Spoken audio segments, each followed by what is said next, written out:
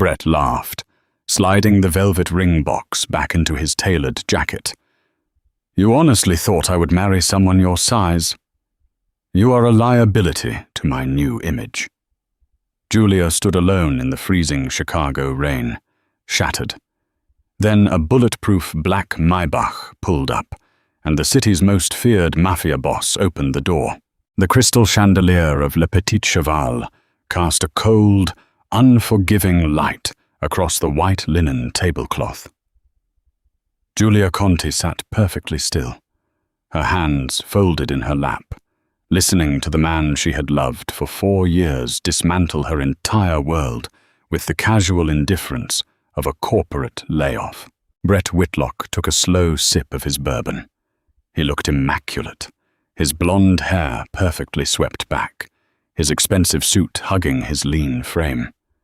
It was a suit Julia had bought for him, just like she had paid his rent while he studied for his financial exams, and just like she had quietly fixed his disastrous portfolio algorithms late at night so he would not get fired from his wealth management firm. "It is just the reality of the situation, Julia," Brett said, his tone dripping with a condescending pity that made her stomach churn. "I just made senior partner. I am moving into a different tax bracket, a different social circle.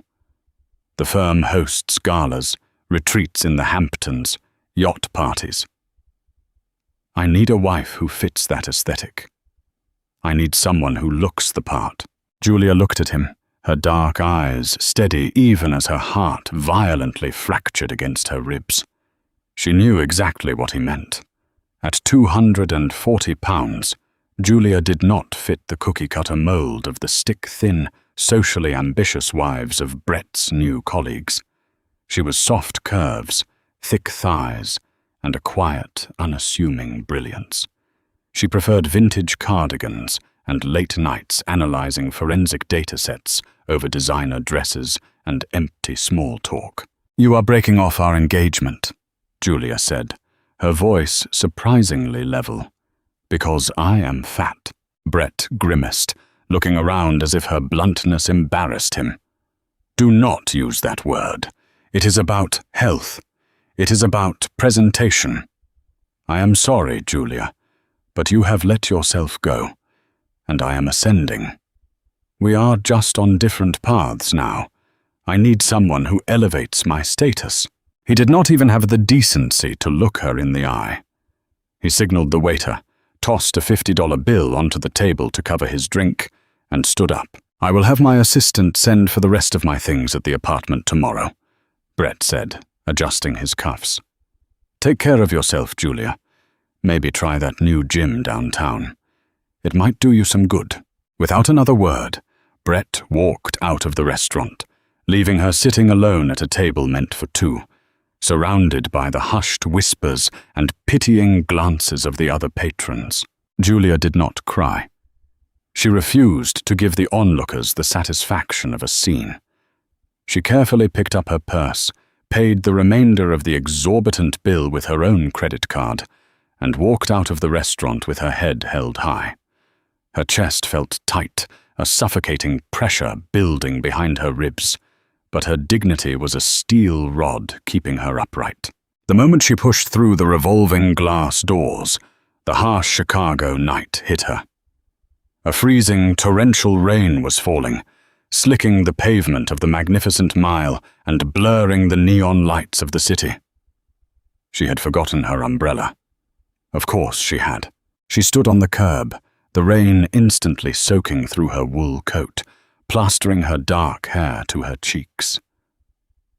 Now, the tears finally came. They mixed with the freezing rain, a silent, bitter release of 4 years of wasted sacrifice. She had given Brett everything: her time, her money, her brilliant mind. She had built him from the ground up, and the moment he reached the top, he had kicked the ladder away. A deep rumble broke through the sound of the pouring rain. A massive, sleek black Maybach glided to a halt directly in front of her, the tires hissing against the wet asphalt. Two black SUVs immediately pulled up behind it, blocking the right lane of traffic. Horns began to blare from angry drivers, but they abruptly fell silent as four men in dark suits stepped out of the SUVs. There was something terrifyingly deliberate about the way they moved, their hands resting subtly inside their jackets. The rear window of the Maybach slowly lowered, revealing the shadowed interior. "Get in, Julia," a voice commanded. It was a low, resonant baritone that sent a sudden, involuntary shiver down her spine, a shiver that had nothing to do with the freezing rain. Julia peered into the darkness of the vehicle. Sitting in the back seat was a man who looked like he had been carved from marble and shadow. He had sharp, aristocratic features, piercing dark eyes that seemed to absorb the streetlights, and an aura of absolute, suffocating authority. She recognized him instantly. Anyone in the financial sector of Chicago knew who he was, even if they only spoke his name in terrified whispers. Stefano Sacco. He was the undisputed head of the Sacco Syndicate, a ruthless faction of the Cosa Nostra that controlled everything from the city's shipping ports to the deepest pockets of the political underground. He was a man known for his brutal efficiency, his cold demeanor, and a terrifying intellect that kept him 3 steps ahead of the FBI. Julia froze, her mind racing. Why would the most dangerous man in the Midwest be speaking to her? "I am not getting in a car with you," Julia said, her voice shaking slightly, though she stood her ground. Stefano leaned forward, the faint light catching the sharp line of his jaw and the expensive cut of his dark suit. He held out a heavy, monogrammed umbrella, pushing the door open from the inside. "You are freezing, and your ex-fiancée just left you to drown on the pavement," Stefano said, his voice terrifyingly calm. "I, however, have the heat running, a glass of vintage Barolo waiting, and a conversation we desperately need to have regarding the $3 million Brett Whitlock just tried to steal from me." Julia's breath caught in her throat. $3 million? "Get in the car, tesoro," Stefano said softly, his eyes dropping to her rain-soaked form with an intensity that made her skin burn. "Before you catch your death. I cannot have my best accountant dying of pneumonia."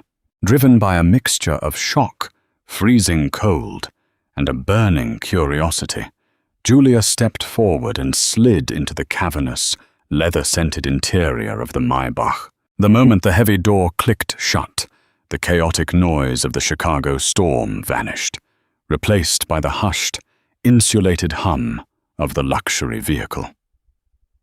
The Maybach seamlessly pulled away from the curb, escorted by the 2 SUVs. Julia sat stiffly against the plush leather, her wet coat dripping onto the pristine floor mats. She felt massive and clumsy next to Stefano Sacco, acutely aware of her damp, clinging clothes and the way she took up space. She instinctively tried to shrink into herself, wrapping her arms around her waist. Stefano reached into a built-in compartment, retrieved a thick, heated cashmere blanket, and draped it over her shoulders.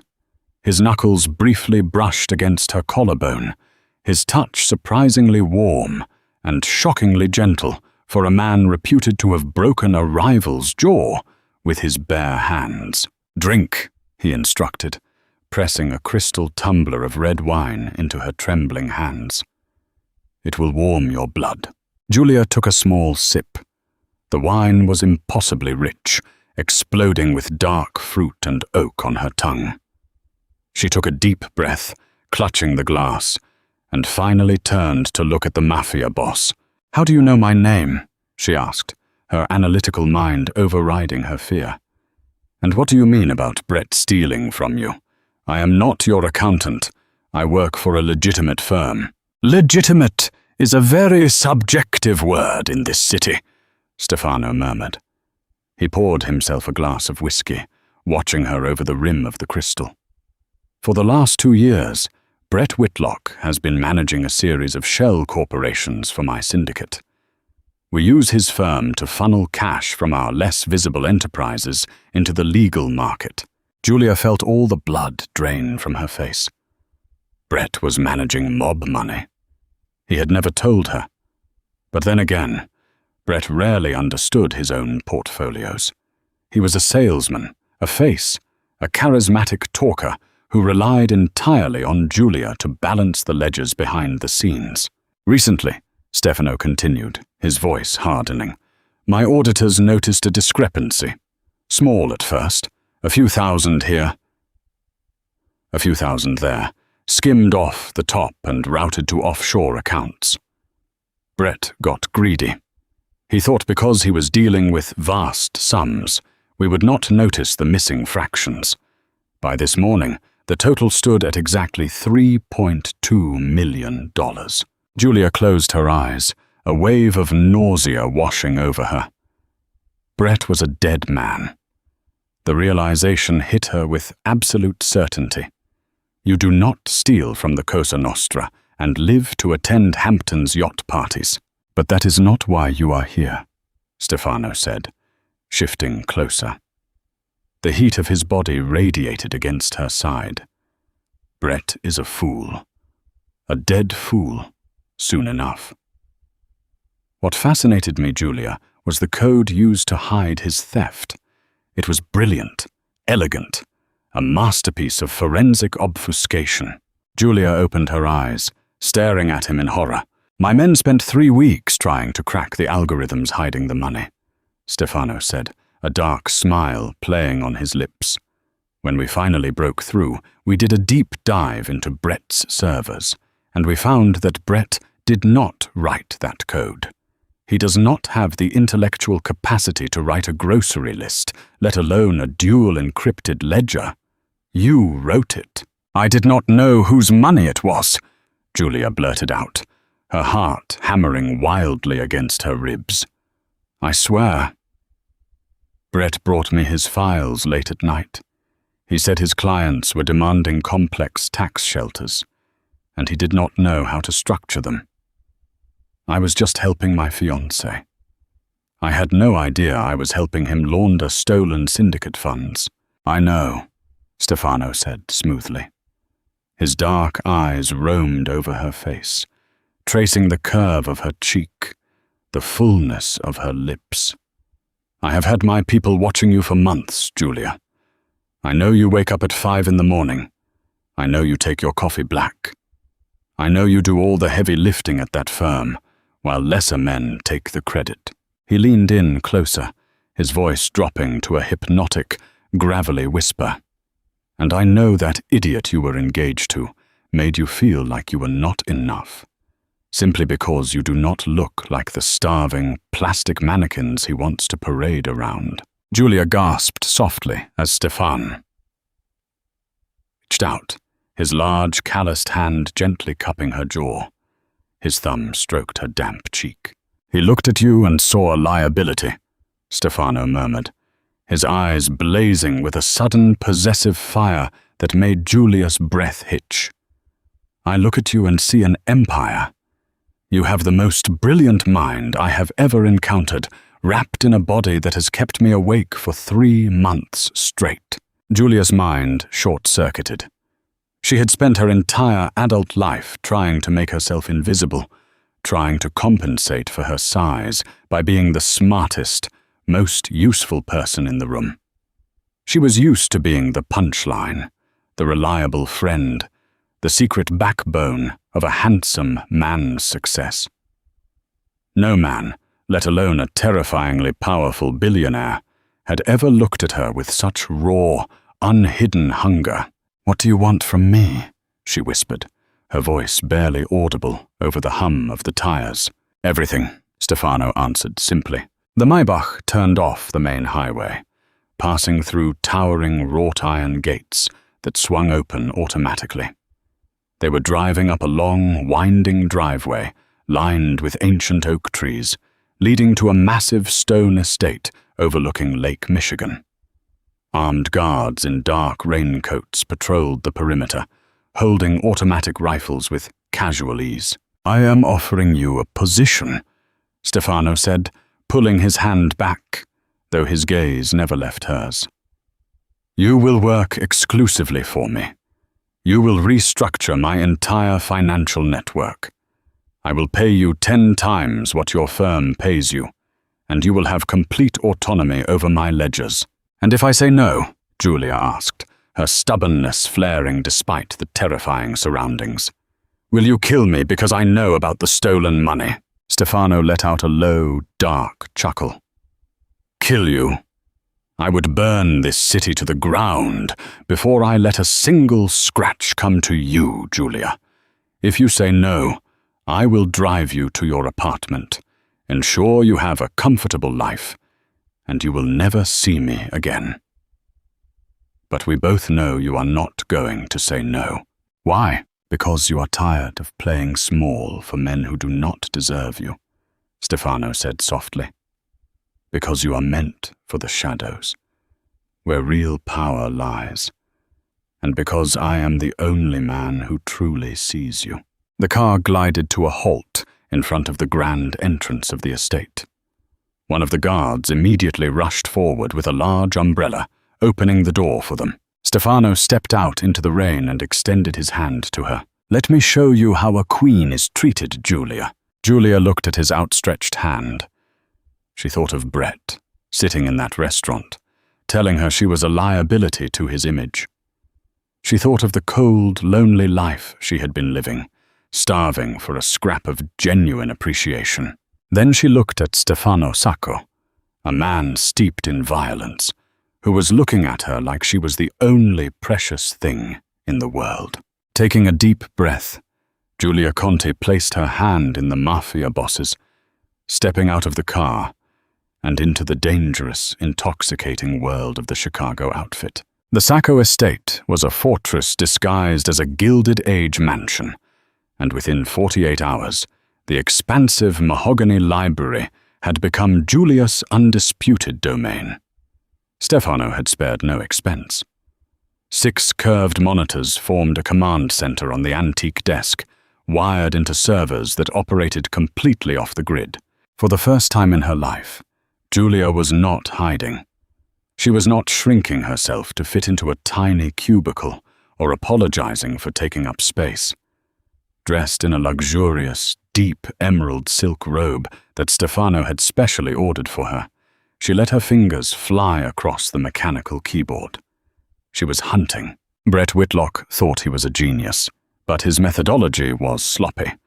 He had used a basic staggered transfer protocol, bouncing the stolen $3.2 million through a series of shell companies in the Cayman Islands and Cyprus before attempting to park it in a blind trust in Delaware. It took Julia less than 2 days to dismantle his digital labyrinth. She did not just find the money. She froze it. Every single account Brett had access to, including his personal checking, his heavily leveraged investment portfolios, and his secret offshore reserves, was now locked behind a 2-factor encryption wall that only she controlled. A heavy crystal tumbler of water was set gently beside her hand. Julia paused, turning the swivel chair. Stefano leaned against the edge of the mahogany desk. He had shed his suit jacket, wearing only a tailored black dress shirt with the sleeves rolled up, revealing forearms corded with muscle and faint, sprawling tattoos that spoke of a violent past.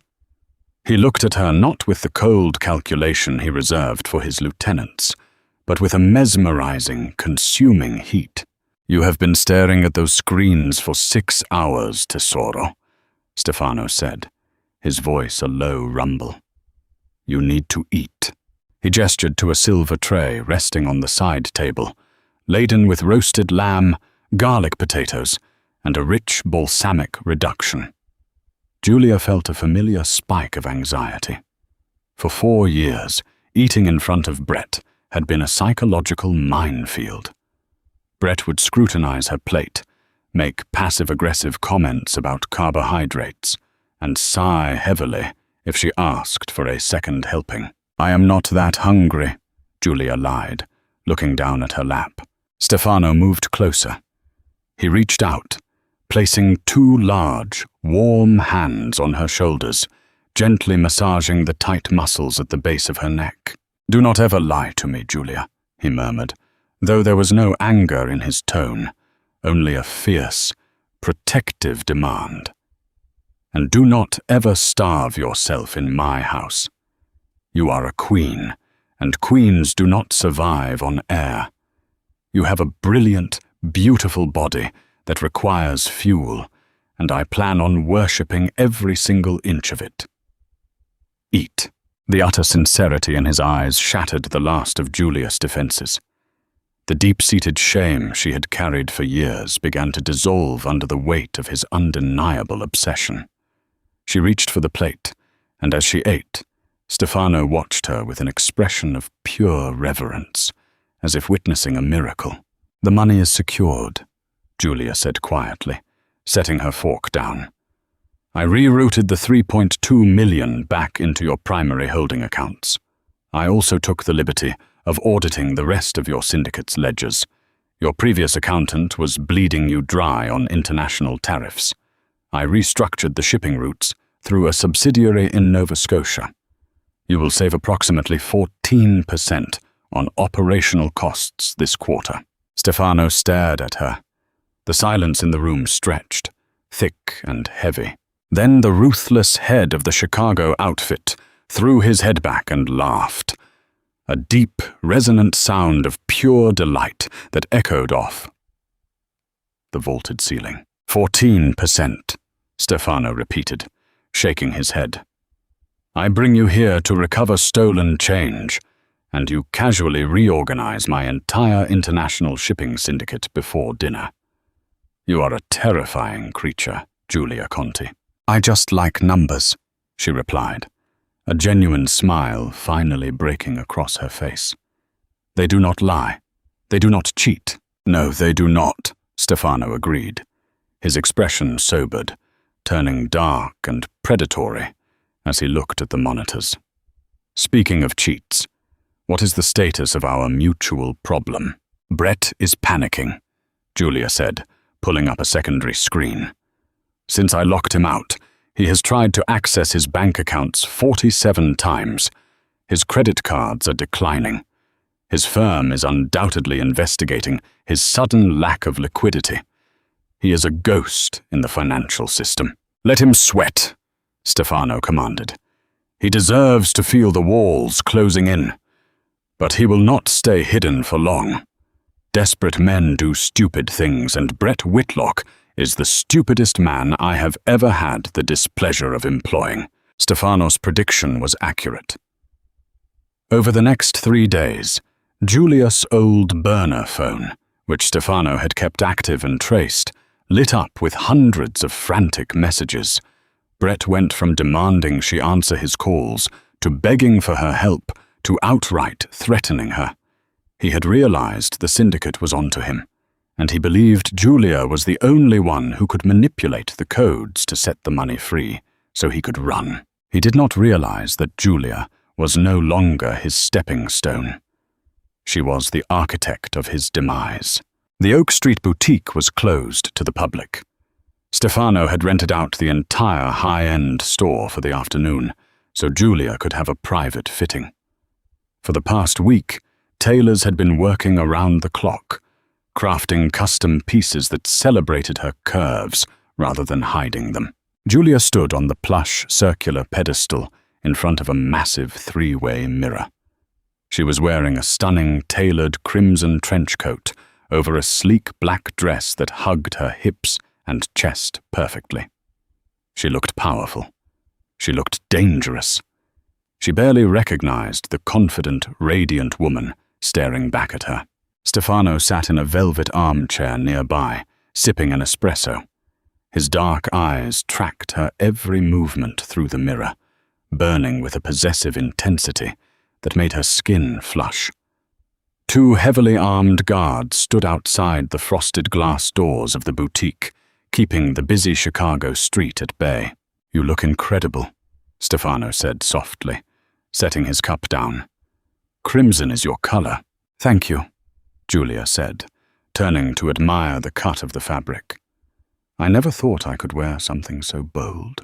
You were always bold, Julia. You were just standing in the shadow of a coward, Stefano replied. Suddenly, a loud crash echoed from the back of the boutique. The sound of a metal rack hitting the hardwood floor was followed by a frantic scuffle. One of the tailors screamed. Stefano was on his feet in a microsecond, his hand instinctively reaching beneath his tailored jacket, his entire demeanor shifting from an adoring lover to a lethal predator. From the rear hallway, dragging his feet and looking like a cornered rat, stumbled Brett Whitlock. He had slipped through the alleyway delivery entrance. The immaculate, arrogant wealth manager who had dumped Julia in the freezing rain just 2 weeks ago was completely gone. Brett's blonde hair was greasy and unkempt. His designer suit was wrinkled and stained with sweat. He looked frantic, his eyes darting around the room wildly until they locked onto Julia. "Julia!" Brett gasped, stumbling forward before freezing as he saw Stefano Sacco standing just a few feet away. Brett's face drained of all color. He looked from the Mafia boss to his ex-fiancée, completely failing to comprehend the scene. Julia was not cowering. She was not crying. She was standing tall, draped in wealth, radiating authority, with the most feared man in the city, acting as her shield. "Mr. Whitlock," Stefano said, his voice a chilling, deadpan whisper that seemed to suck the oxygen out of the room. "You have exactly 10 seconds to explain how you bypassed my security, and another 5 to explain why I should not have my men drag you into the basement and peel your skin off in ribbons." Brett swallowed hard, his knees visibly shaking. "Sacco." "Mr. Sacco, please. It is a misunderstanding. The money, the codes, I can fix it. I just need to talk to Julia. She is my fiancée. She can fix the algorithms." Julia stepped off the pedestal. She did not hide behind Stefano. She walked forward, the heels of her new boots clicking sharply against the hardwood floor, until she stood just a few feet away from the trembling man who had broken her heart. "I am not your fiancé, Brett," Julia said, her voice steady and ice-cold. "You made that very clear." "Julia, please," Brett whined, tears pooling in his eyes.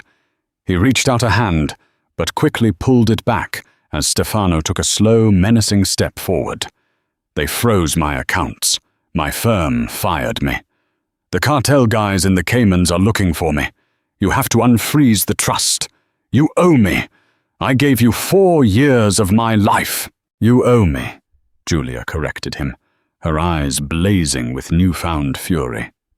"You owe me for your degree. You owe me for your job. You owe me for every single night I stayed up fixing your incompetent mistakes. You thought I was a liability because of my size. You thought I did not fit your aesthetic." She gestured to the luxury around her, and then to Stefan, who was watching her with fierce, burning pride. "Look at me now, Brett," Julia commanded. "I am the apex of the very empire you tried to steal from." Brett stared at her, the devastating reality finally crashing down on him. The quiet, submissive woman he had kept around as a tool was gone. In her place was a queen of the underworld, entirely out of his reach and holding his life in the palm of her hand. "I am sorry," Brett sobbed, falling to his knees. "Please, Julia, tell him to let me go. I will disappear."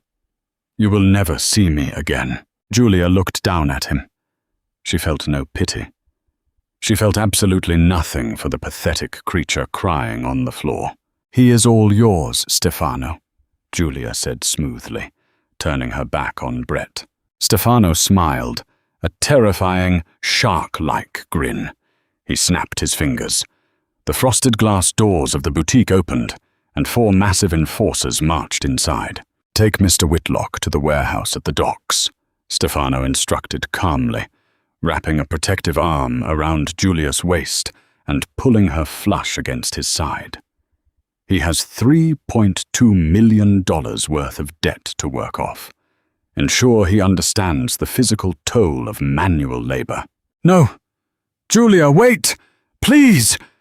Brett screamed as the enforcers grabbed him by the arms, dragging him ruthlessly across the pristine floor. His screams faded as the heavy doors closed, leaving the boutique in absolute silence. Stefano turned Julia around to face him.